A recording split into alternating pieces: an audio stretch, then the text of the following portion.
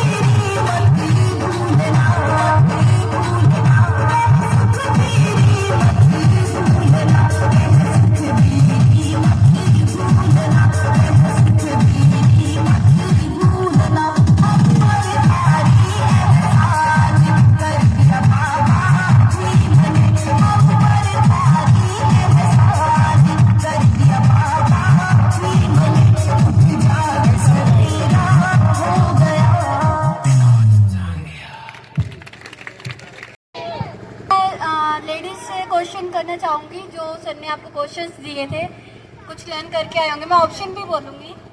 तो पहला क्वेश्चन है, डॉक्टर अंबेडकर जी का जन्म कब हुआ? ये क्वेश्चन सिर्फ लेडीज से ही पूछे जाएंगे।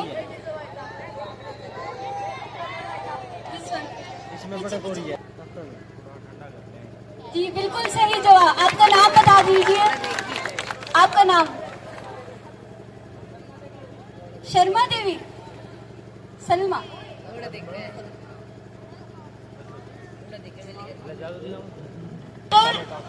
B.R. अम्बेडकर जी के पिता का क्या नाम था? जी बिल्कुल सही जवाब है, पर पूरा नाम है रामजी मोलाजी सकपाल।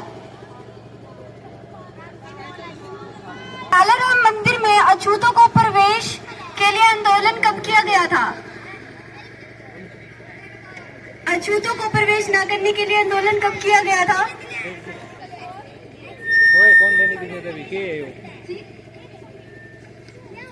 हाँ 1930।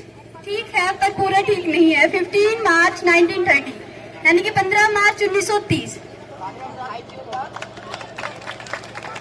नेक्स्ट वन, पूना पैक्ट किस किस के बीच हुआ था? फिर से 2 हाथ, 3 पीछे, वो बता दीजिए मैम लास्ट वन। हाँ अभी जी जी बिल्कुल सही जवाब है इनका। अंबेडकर जी और महात्मा गांधी जी के बीच हुआ था। नेक्स्ट वन है, पीने के पानी के लिए सत्याग्रह करने वाले प्रथम और एकमात्र सत्याग्रही कौन थे? वो आपसे पीछे से पीछे। जी बिल्कुल ठीक है, अंबेडकर जी। अपना नाम नोट करवा दीजिए सर को।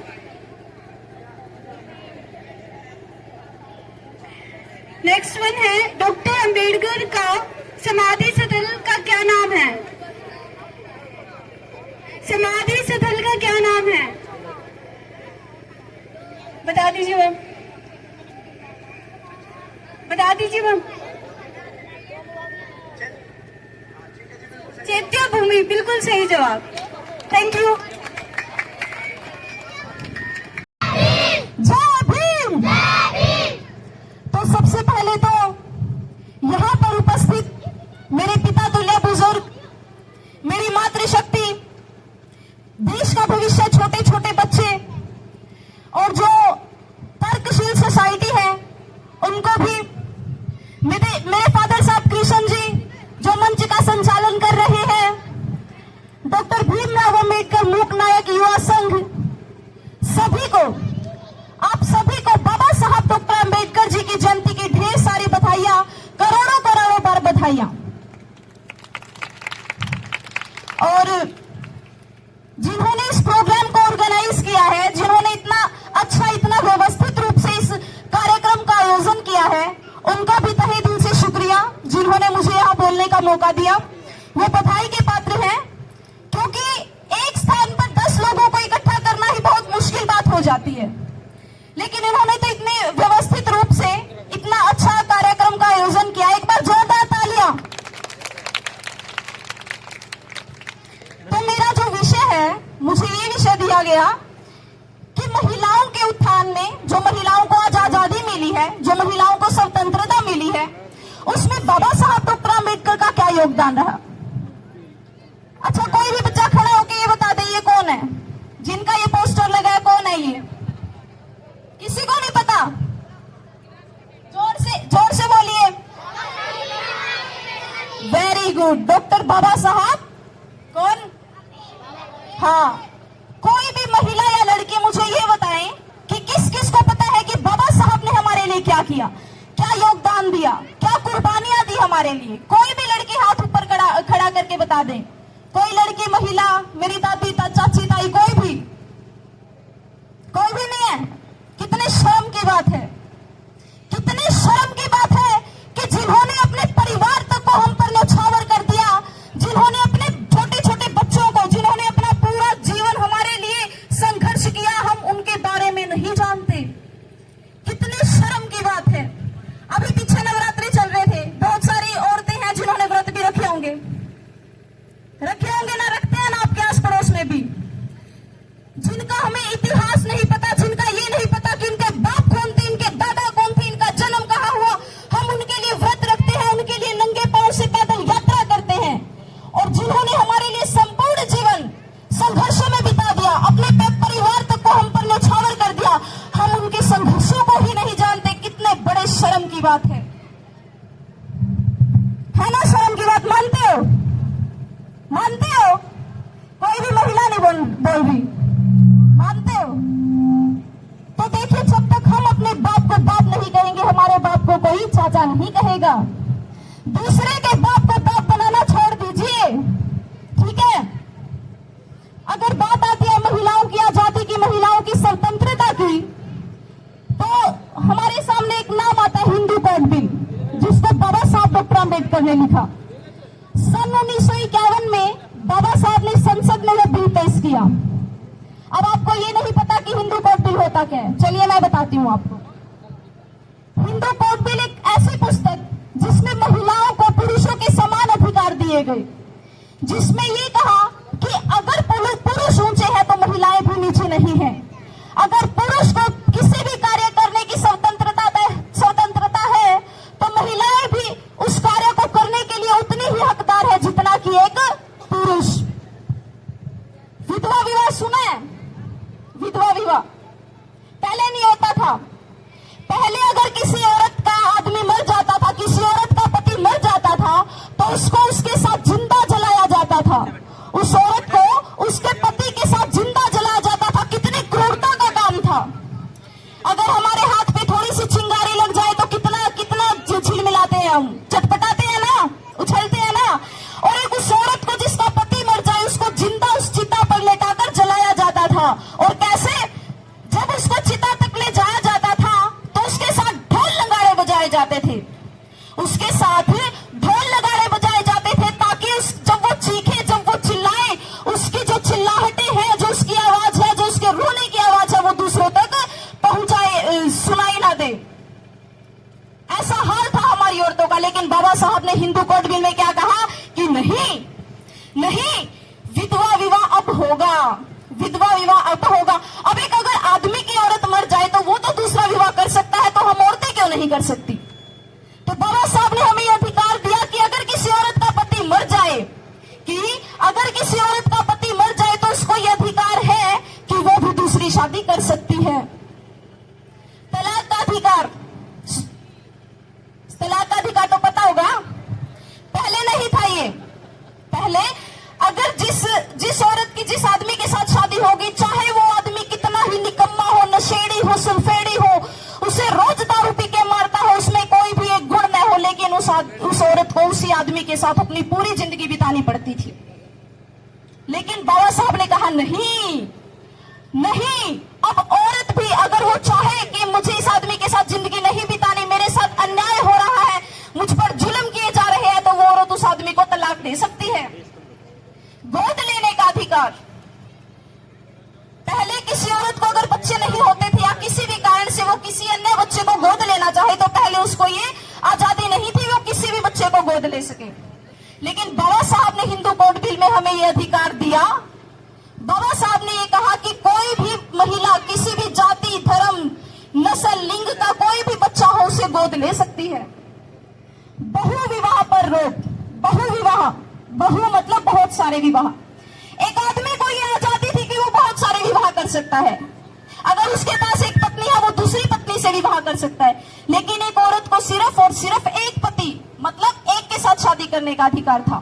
तो बाबा साहब ने कहा जैसे एक महिला एक ही पुरुष के साथ अपना जीवन यापन करती है, इसी प्रकार एक पुरुष भी केवल एक ही महिला के साथ अपना जीवन यापन करेगा। कितना बड़ा अधिकार दिया ना, और आप उनको जानते ही नहीं हैं, आप उनको जानते ही नहीं। कितनी शर्म की बात है ये। अपने इतिहास को जानिए, अपने इतिहास को जानिए। और जो आप ये पंडे पुजारियों के, जो ये ढोंगी बाबाओं के चक्रों में पड़ते हैं, अभी जो हमारी तर्कशील सोसाइटी है, इन्होंने आपको समझाया, इनका भी तहे दिल से मैं शुक्रिया करती हूँ, जो हमारे समाज को एक नई दिशा प्रदान कर रहे हैं, जो पाखंड से मुक्ति दिलाने का कार्य हमारी तर्कशील सोसाइटी कर रही है। 2 लाइन कहूंगी। धोक पूछने छोड़ बावली, छाती कर ले करड़ी री, बाब्या के चक्रा में आके फिर जावेगी तरड़ी री। कदे पेट में मारी री, कदे लाके आग जड़ाई री, जिनके पाछे है उम्र सोखोरी, करके थारी बुराई री।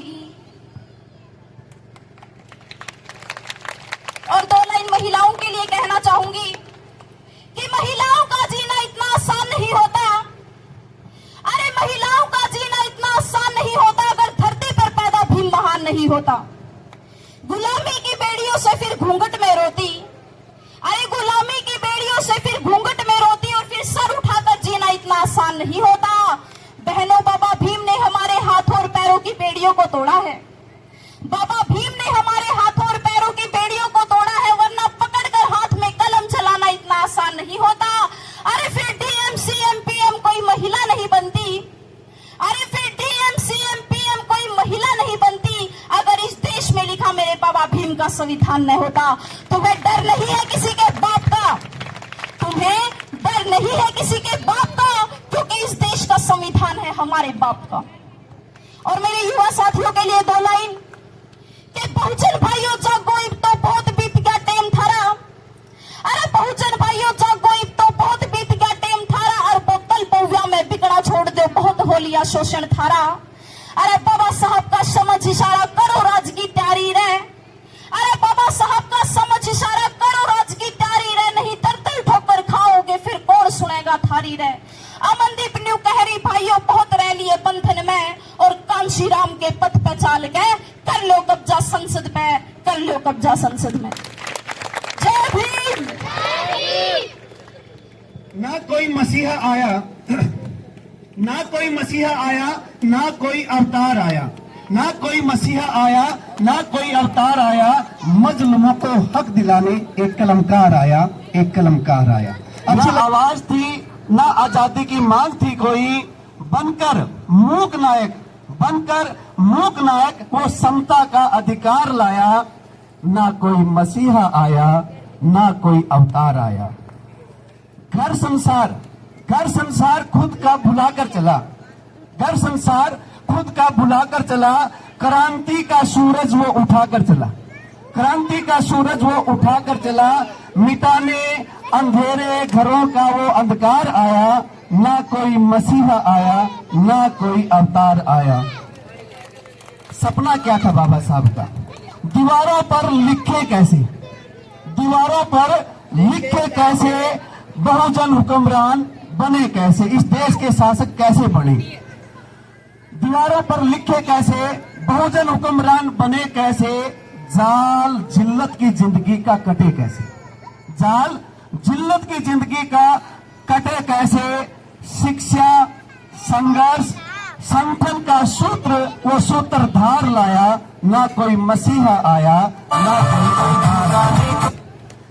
दलित पिछड़े किसान मजदूर नारी, दलित पिछड़े किसान मजदूर नारी शोषण की चक्की में पिस रहे थे बारी बारी, शोषण की चक्की में पिस रहे थे बारी बारी। वो समता स्वाभिमान सम्मान के संविधान का शिल्पकार आया।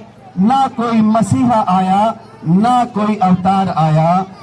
समता ध्वज यूं लहराया, समता ध्वज यूं लहराया। मानो उतर जमीन पर आसमान आया, मानो उतर जमीन पर आकाश आया। ज्योतिबा की ज्योत, ज्योतिबा की ज्योत और बुद्ध का प्रकाश फैलाया। ऐसा वो अबोध होते रहेंगे सुबोध, अबोध होते रहेंगे सुबोध। उनसे प्रेरणा पाकर ऐसा वो भारत रत्न विश्व रत्न अपना किरदार लाया। ना कोई मसीहा आया, ना कोई अवतार आया। मजलूमों को हक दिलाने एक कलमकार आया। एक बार सभी बोलिए, ना कोई मसीहा आया, ना कोई अवतार आया। मजलूमों को हक दिलाने एक कलमकार आया, एक कलमकार आया। जय हिंद, जय भारत।